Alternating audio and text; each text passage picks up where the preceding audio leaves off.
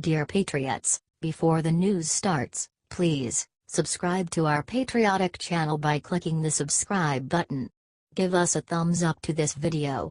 Don't forget to leave your opinion below in the comments section. Share the news on Facebook and Twitter so you friends see it.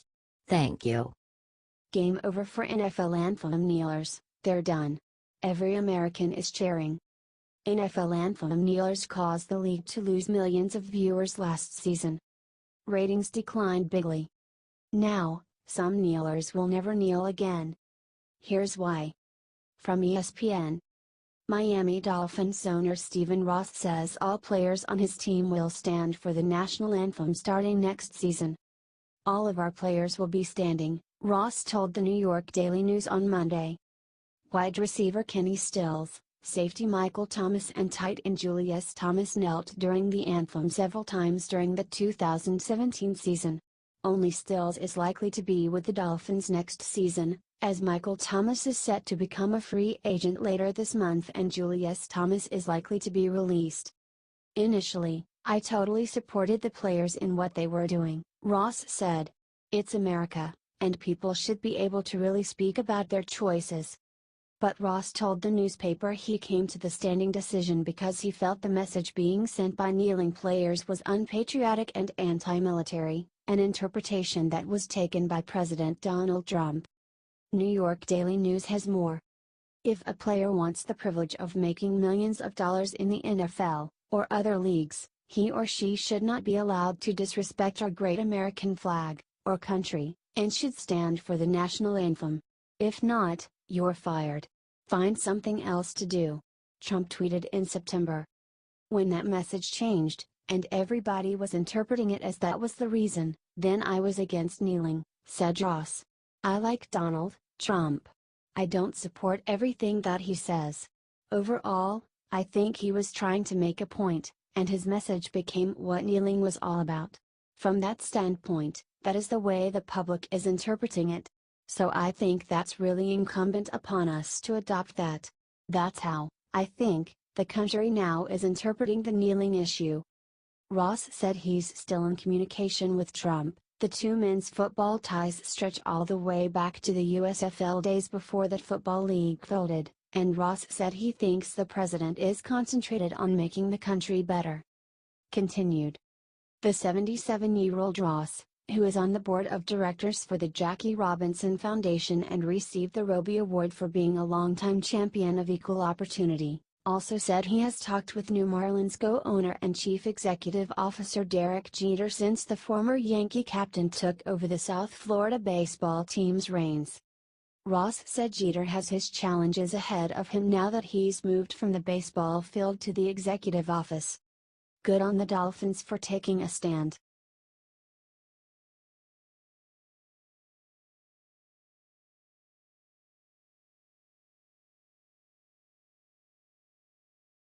Busted man who launched FBI's Trump investigation exposed as Clinton Foundation donor. According to new reports, an Australian diplomat whose meeting with former Trump campaign aide George Papadopoulos prompted the FBI's Russia probe, was a major donor to the Clinton Foundation, a fact not previously disclosed to lawmakers. Alexander Downer, Australia's top diplomat to Britain, had a beer summit of sorts with Papadopoulos at an upscale London bar in May 2016, later claiming he was told that Russia had dirt on Hillary Clinton. The information provided by Downer was a significant factor in the FBI's decision to investigate allegations of collusion between Trump's campaign and the Russian government. What wasn't disclosed at the time is that the magical information was coming from a donor to the Clinton Foundation. The Hill reports that a review of forms from 2006 indicate that Downer had previously arranged one of the largest foreign donations to Bill and Hillary Clinton's charitable efforts, amounting to $25 million in aid from Australia to the Clinton Foundation to help combat the AIDS epidemic. You can see Downer and former President Bill Clinton's signatures at the bottom of this memorandum of understanding greenlighting the donation. The Hill report also indicates that lawmakers were not made aware of the seemingly important background story on Downer, a Clinton Foundation donor now prompting an investigation of her political opponent. Lawmakers say the FBI didn't tell Congress about Downer's prior connection to the Clinton Foundation, the report reads, and Republicans are concerned the new information means nearly all of the early evidence the FBI used to justify its election year probe of Trump came from sources supportive of the Clintons. Representative Mark Meadows, RNC, slammed the FBI, saying it's even more clear that the organization's leaders have not been upfront with us about this entire investigation.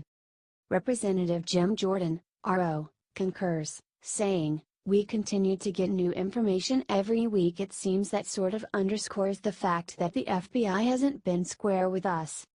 Jordan added that it's an important piece of information because the Clintons' tentacles go everywhere. Do you think the Clintons colluded with Obama's FBI to try and take down Trump? Share your thoughts below.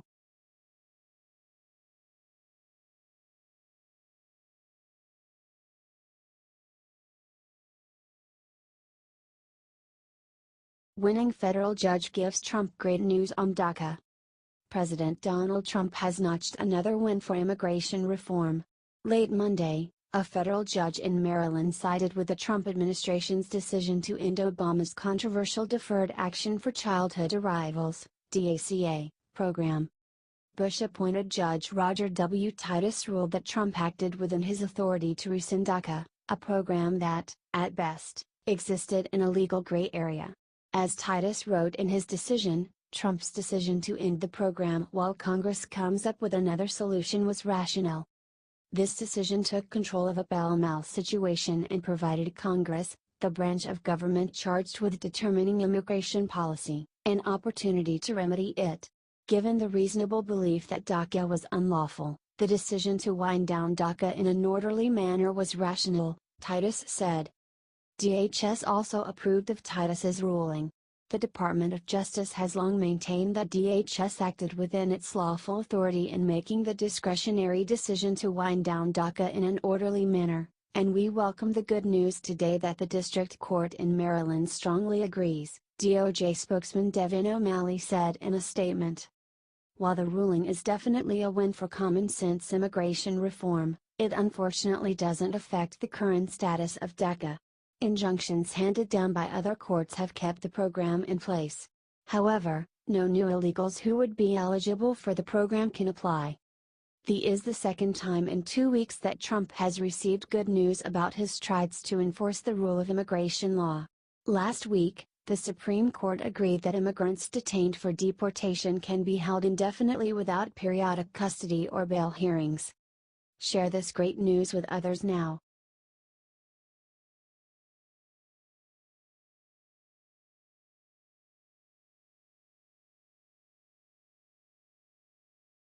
Texas Trump fan stands up to ABC's lies, buys billboard to set record straight. This billboard is easily the best thing I've seen all week. Sometimes, people just won't accept the truth. It can be staring them in the face, but they still deny it. Liberals have been claiming for months now that the only reason Trump was elected is because of the Russians. If that doesn't sound crazy enough already, the more and more investigations we do into all of this, we find that it's actually Hillary and the Democrats that colluded with the Russians. One Texas man has had enough. He is done with all of the fake news, so he decides to do something about it. It reads. ABC News. I grew up with you. We are through. The Russians didn't elect Donald Trump. I did. Kyle Courtney. I love it. I can only explain it to people so many times. Trump gained the love and support of the American people and won fair and square as a result. To continue to try and push the narrative that Russia bought my vote in some fashion is laughable. Trump won my vote with his policies and platform. It's very simple. Dang, here I go again. Maybe I should rent a billboard too. Thanks for helping spread some truth, Kyle Courtney. I'm with you. The narrative that President Trump colluded with Russia to try to influence the election in his favor has been one of the most covered topics by ABC and other mainstream cable networks since campaign season, despite no smoking gun for the allegations so far. I just watched too much misinformation, he told Fox and Friends. ABC News was the only channel I watched as a child growing up in Texas, but I think they have lost touch with America and forgotten the working man, Courtney said. I'm not in the brainwashing business, but the liberal media is. It started when they started telling us to hate George Bush, and then they hand me this Barack Obama on a silver platter, Courtney told host Neil Cavuto. I don't have anything against Barack Obama, he added, but said he felt ABC portrayed Bush as the Antichrist and Obama as the savior. And then when they started this Trump is a Russian thing, it was too much for me, the Trump voter said. A recent ABC Washington Post poll showed 44% of Democrats see their party as out of touch with most people's concerns, compared to only 30% of the GOP who see Trump or the GOP as out of touch. Share if you agree with Kyle too. HT Fox News.